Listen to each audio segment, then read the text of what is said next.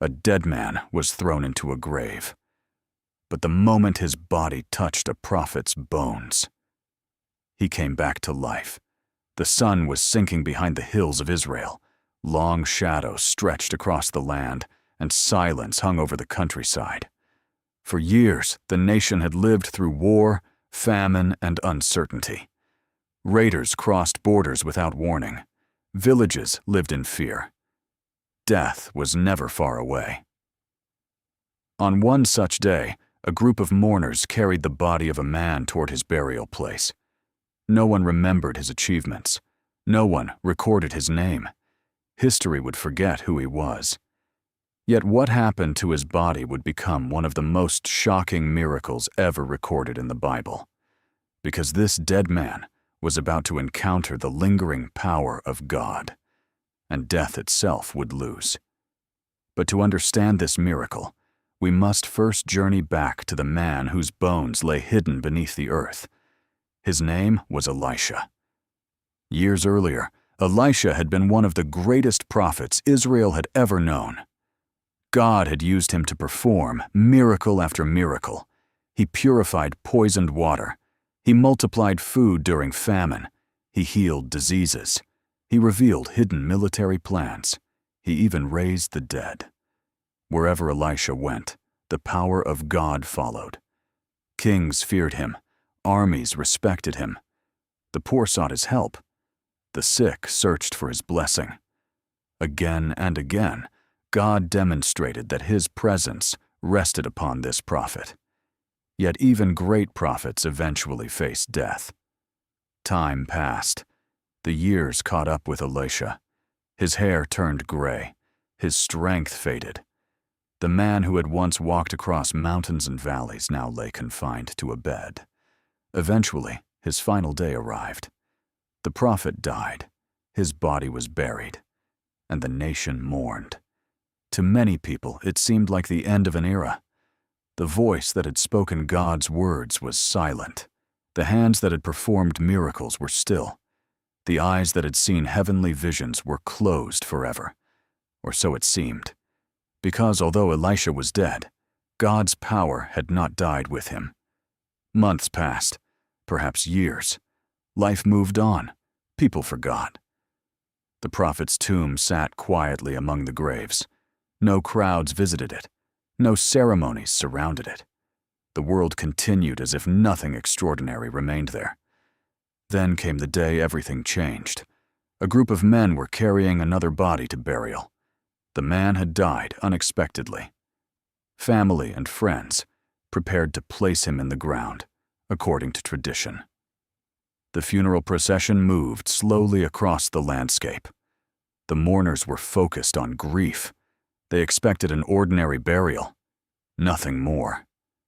But suddenly panic erupted. In the distance, a band of Moabite raiders appeared. These raiders were notorious for attacking settlements and travelers. They moved quickly, violently, without warning. The mourners saw them approaching. Fear swept through the group. There was no time to complete the burial properly. No time for ceremonies. No time for final honors. Survival became the only priority.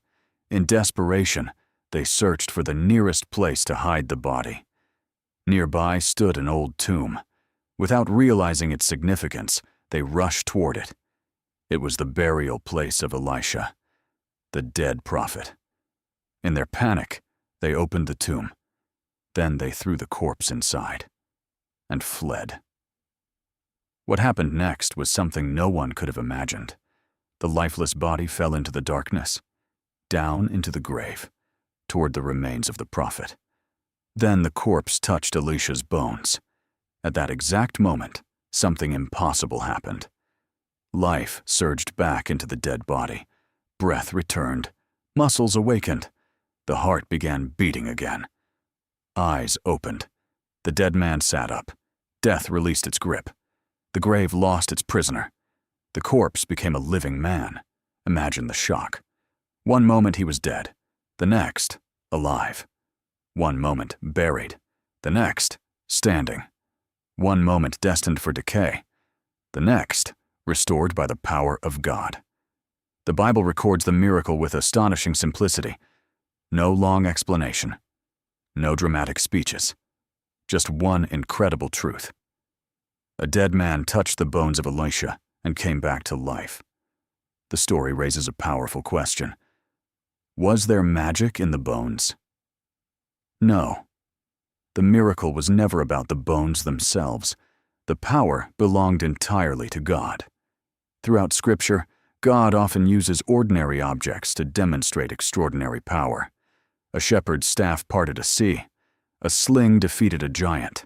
A jawbone defeated an army. A piece of wood made iron float. The object itself was never the source. God was. The bones of Elisha were simply another reminder that God's power is not limited by human understanding. Even death could not cancel his authority. Even a grave could not contain his power. Even after his servant had died, God was still able to work miracles. This miracle also carried a deeper message for Israel. The nation was surrounded by enemies. Fear dominated daily life. People wondered whether God had abandoned them. But this resurrection sent a clear message. God was still present. God was still powerful. God was still able to save. The same God who worked through Elisha was still watching over his people. And if he could bring life from a tomb, then nothing was impossible. Centuries later, another tomb would become the center of an even greater miracle.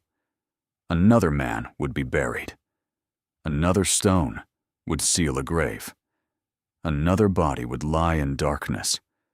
But unlike the unnamed man who was raised by touching a prophet's bones, this man would rise by his own power. His name was Jesus Christ, and his resurrection would change history forever. The miracle of Elisha's bones pointed toward an even greater victory, a victory over death itself. Because every resurrection in Scripture whispers the same promise. Death is not the final authority. God is. The grave is not the end. God has the final word. And if God can restore life to a nameless corpse thrown into a forgotten tomb, then no situation is beyond his power. No darkness is too deep. No loss is too great. No grave is too final. The story began with fear. It began with a funeral.